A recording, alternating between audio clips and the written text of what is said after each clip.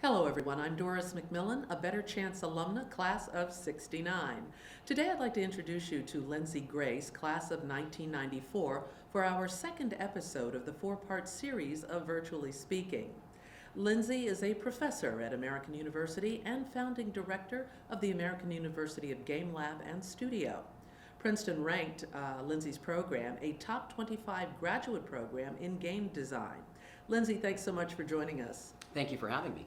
Lindsay, what are some of the influential or defining moments of your years as a Better Chance scholar? I'd have to say it started probably right at the beginning. So that moment when you decide, I'm going to go 4.5 hours from home and I'm going to work really hard to achieve in an environment that I've never really been familiar with. I think that moment, the moment that I take that leap, was probably the most influential on my general understanding of how the world works and some of the things that have facilitated my own success. How did your family deal with the fact that you were going to be going 4 hours away? Sure. So it was, of course, a stress. I was largely raised by a single parent, and my mom, I was her world, and so she took that leap with me, which was really quite a growing moment for both of us. We packed up the car, all the things that matter to a 13-year-old boy, and drove 4 hours out to a school, and the plan was very simple. This is my road to college. Now, what were the biggest challenges you faced as a Better Chance scholar? Sure. So there are a number of challenges that I think probably permeate many of the students' experiences. So, for example, I know that one of the things I had to do is help people understand where I was coming from and that my perspective was different than the one that they had had. I was basically at a school that was in a fairly rural community, and I'd grown up in New Bedford, Massachusetts, which is a city of about 100,000. So the sorts of activities that I liked, the sort of things that I did as a kid were different. I liked video games, and there were people who did like video games, but they also skied and did all these things that I had no experience with. Did you try to ski? I did try to ski, and I'm not that good at skiing. Okay, stick with the games then. Yes. Okay, we mentioned that you are a professor at American University and your graduate program is in the top 25. Tell us about what you do at American University. Sure. So I direct the Game Lab and Studio, which is basically a two-part initiative. So we run a graduate program in game design where we're teaching students how to apply games to non-game contexts. So in short, how can we make the world better by incorporating games and game mechanics? And the other side of it is we run a studio, and the studio has a very similar initiative. So the idea is we work with third-party clients, large organizations that are looking to improve education through game design, or improve what we call social impact through game design, or to affect politics through game design. So in short, what we're doing is we're taking the merits and engagement that happen within games, the fact that you're really excited about accomplishing your goal in games, and we try to inspire people to do the same thing within their general lives. But why is teaching game design so important? So one of the things I argue is that game design is kind of 21st century liberal art. To be a good game designer, you actually have to incorporate psychology, sociology, some computer science, some mathematics. And so what happens is you're generating this really interesting experience that is engaging, but the engagement is a product of a whole bunch of different sciences and social sciences. And the other fact is that we live in a world that is very, very rich with content. There's lots and lots of information for us, but the challenge is getting people's attention, and more so, keeping their attention. And one of the things that games do is they do a great job of keeping our attention. So they actually get us to play for 40 hours straight and not even realize that we played for 40 hours straight, which is really great in a world crowded with information and not so much engagement. Okay, now what are social impact games, and then what is critical gameplay? Sure. So social impact games are basically games designed to create some kind of impact within society. So these might be games that are engaged around documentary experiences, so we have something called docu-games, but they're also a category of what I like to call persuasive play. So persuasive play games are games designed to change people's interests, activities, and opinions.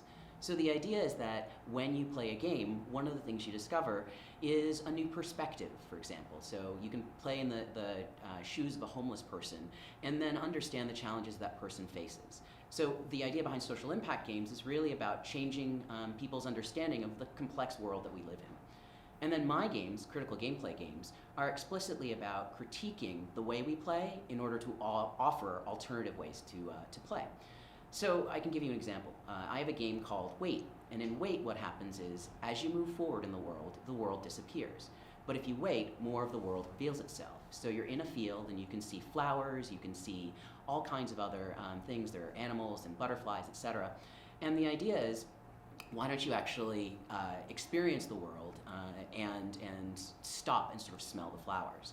So the idea is to critique the way games normally work. Instead of running and gunning and making sure that you get to the very end, the real enjoyable part of the game is waiting and stopping and smelling the flowers. Okay, now from your perspective, what's changing in the game industry and how has it changed in the last 5 years? Sure. So one of the things that's changed a lot is who's making games. So we basically talk about participation and representation within games. And the idea is that now, as what we call independent games have grown, so you'll see that a lot more people are playing games on their mobile phones instead of just playing them on consoles. And what happens is you get much more diverse game experiences. So if you're trying to create the next great iOS game, so the next game for the Apple iPhone, one of the things you're doing is you're asking yourself, what is a game going to look like that a lot of people are going to want to play? Not just a couple of people who've really committed to my experience. So the differences between what we call console audiences and smartphone audiences. The other thing that's changed besides the diversity of play is generally the accessibility of developing games. So once upon a time, you need millions of dollars to make a good game. Now you need several hundred and the drive to do it well. Now, as a businesswoman, I have to ask you definitely, how do you make money selling games? Sure, that's a great question, and there are a lot of different formulas. One of the things that's really interesting is games have a sort of, don't have as much of a precedent as some of the other business practices. So a lot of what we know about making profits in games has to do with what we learn as we do it. So there's a whole space in games called free-to-play.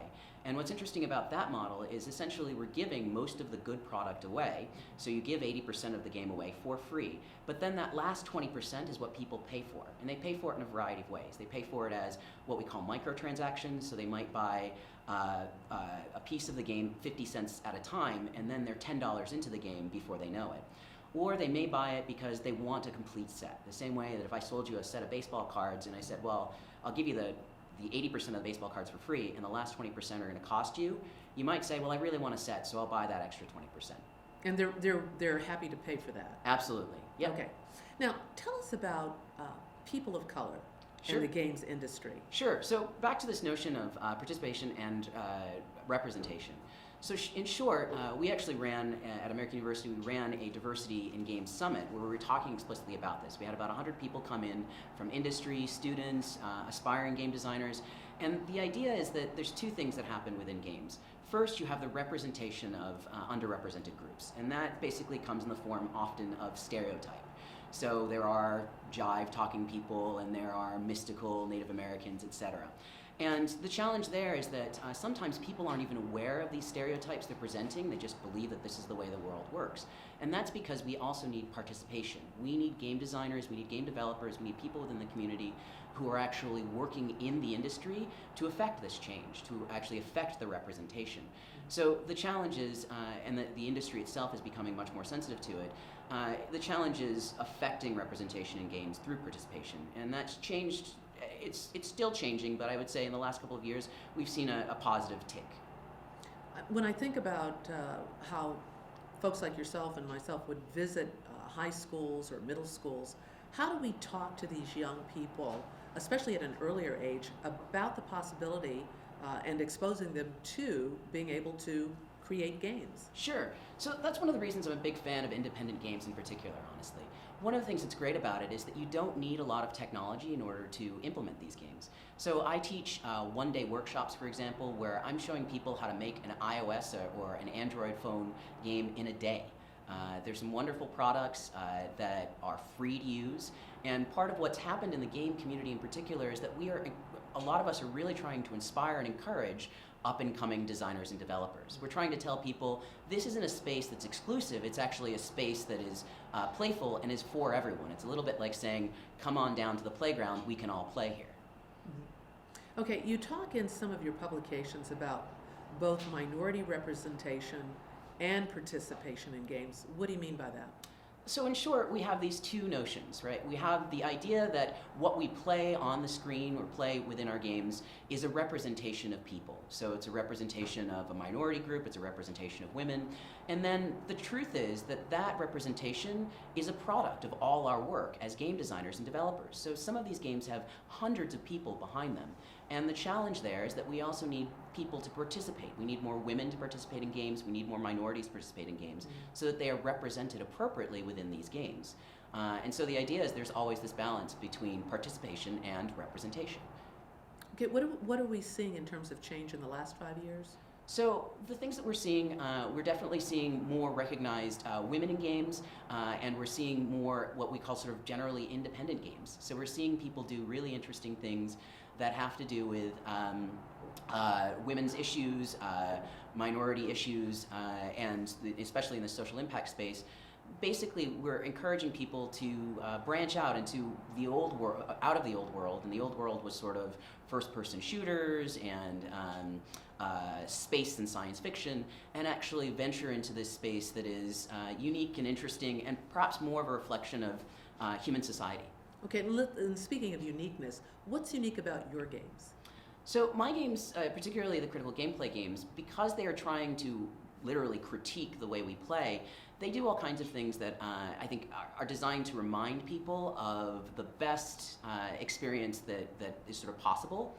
So I'll give you an example. I have a game called Black White. And in Black White, what happens is it's played like a Super Mario Brothers game where you're running and jumping, except that all of the characters look exactly the same. So when you're determining whether or not something is a threat, you actually have to read it not from its appearance, but by its actual behavior.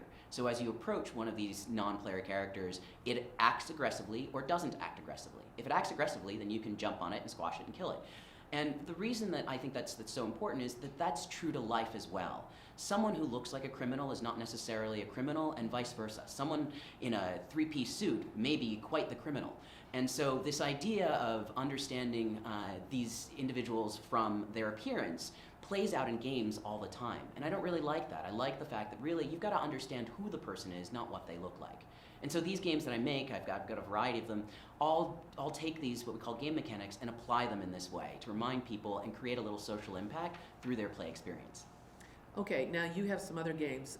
Talk to us about your game Big Huggin'. Sure. And Wait.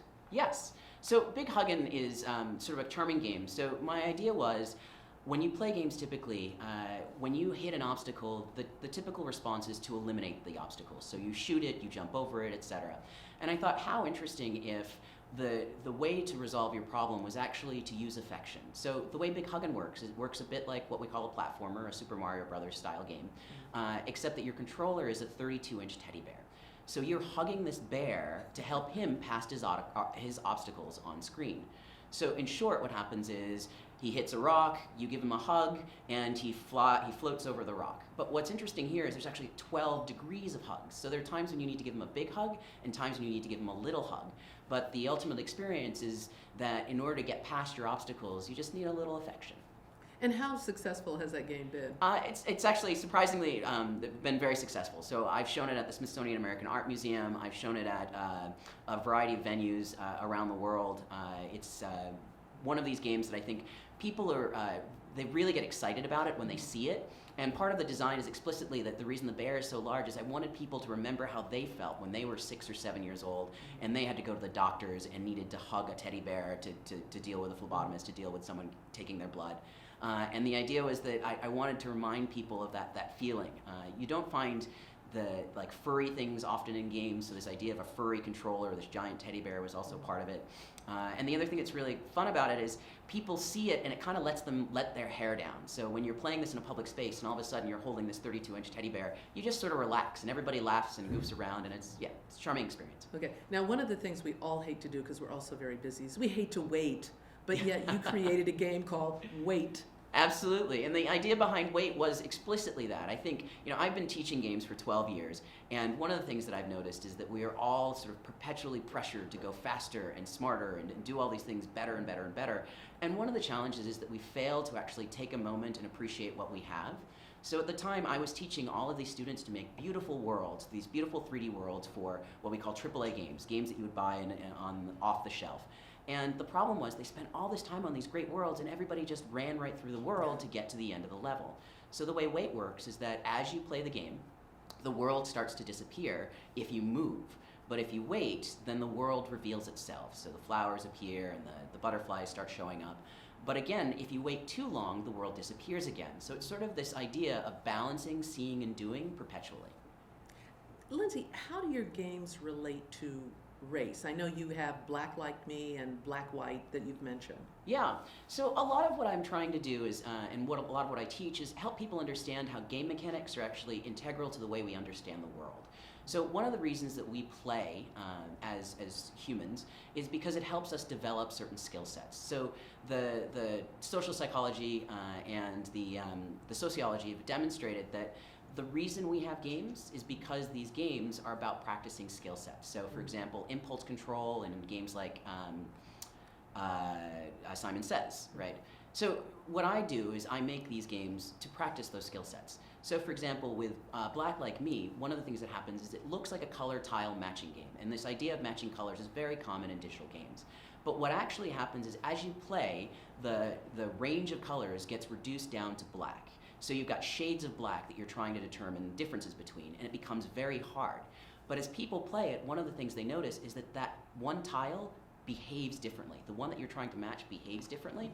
And without giving too much away, it's actually about how the tile presents itself. So then people are playing the game on a totally different level. They're not actually looking at the color anymore, they're looking for the behavior. And that's how Black Like Me works. It's sort of a riff on the game that I made, Black White, in which you're trying to decipher threat from non-threat, even though every character looks the same, because threats behave differently. You know, you've caused me to look at games very differently now from what I used to, just in the short time we've been talking. Great. These games seem to also be able to help people who may have emotional issues, may deal with some other problems. Have you thought about that as you've designed your games? Absolutely. So Big Huggin' actually, one of the things that perpetuated me making the game was that I was at a bank when I was teaching at Miami University, and someone said, "Oh, you're the games guy. I have a question for you." And she told me about her child who has a hard time with affection and has some developmental issues that have to do with not being comfortable with affection.